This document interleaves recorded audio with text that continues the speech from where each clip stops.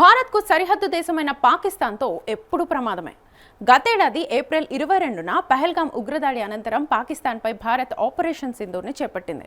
పాకిస్తాన్ ఆక్రమిత కాశ్మీర్లోని 9 కీలక ఉగ్రవాద స్థావరాలను ధ్వంసం చేసింది. వందలాది మంది ఉగ్రమూకల్ని హతమార్చింది. ఈ ఘటనల తర్వాత భారత్ పాకిస్తాన్ మధ్య ఉద్రిక్త వాతావరణం నెలకొంది. అయితే తాజాగా పాకిస్తాన్కు భారత్ ఆర్మీ చీఫ్ ఉపేంద్ర ద్వివేది కీలక వార్నింగ్ ఇచ్చారు.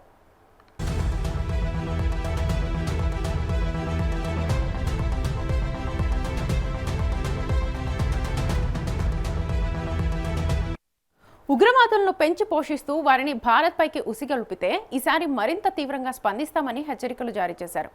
పాకిస్తాన్ ఈ భూగోళంలో ఉండాలా లేదా చరిత్రలో మిగిలిపోవాలా అనే విషయాన్ని వారే తేల్చుకోవాలన్నారు. ఉగ్రవాదంపై భారత్ పూర్తి క్లారిటీతో ఉందని, ఏ రూపంలో వచ్చినా అణిచివేతకు సిద్ధంగా ఉందని పేర్కొన్నారు.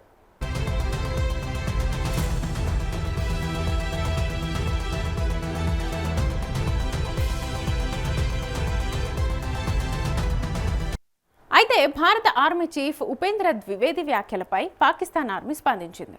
భారత్ శాంతియుతంగా కలిసి జీవించడం నేర్చుకోవాలని కోరింది.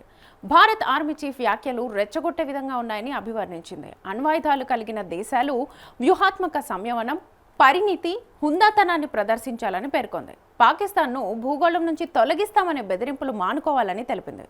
ఈ మేరకు పాకిస్తాన్తో శాంతియుతంగా జీవించాలని కోరింది.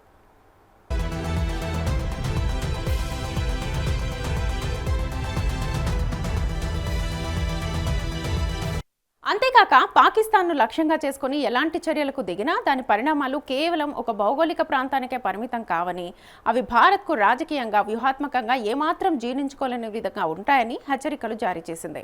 దక్షిణాసియాను మరో సంక్షోభం, యుద్ధం వైపు నెట్టే ప్రయత్నాలు చేయొద్దని, దీనివల్ల వచ్చే నష్టాలు ఈ ప్రాంతం మొత్తానికి వినాశకరంగా మారుతాయని పాకిస్తాన్ పేర్కొంది.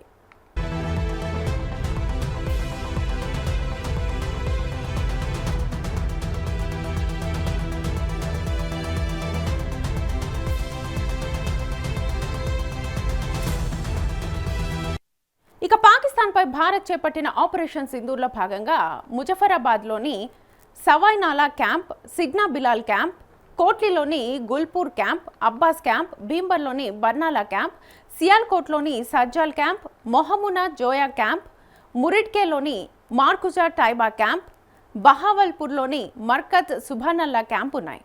వీటిని భారత్ పూర్తిగా ధ్వంసం చేసింది.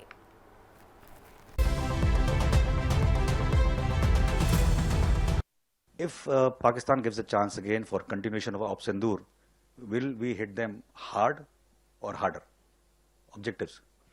And if anything we don't know about Op Sindoor of the last series, anything which you want to divulge if you are in that mood, sir. Anything specific which nobody knows? I think that's in the domain of classified information. But I think if you have heard me earlier, what I have said that Pakistan, if it continues to harbor terrorists and operate against India, then they have to decide whether they want to be part of the geography or history or not. Thank you.